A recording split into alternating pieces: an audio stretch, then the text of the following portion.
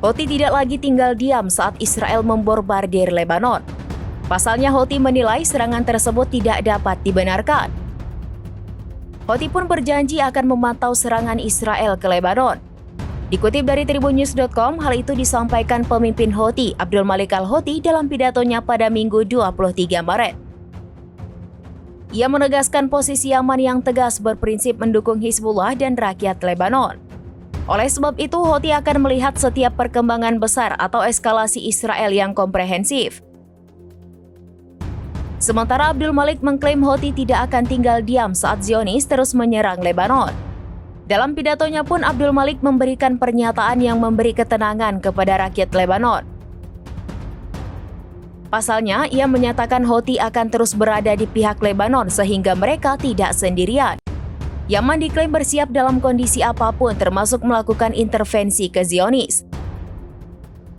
Diketahui sebelumnya Israel melancarkan serangan udara ke Lebanon Selatan dan lembah BKA pada Sabtu 22 Maret.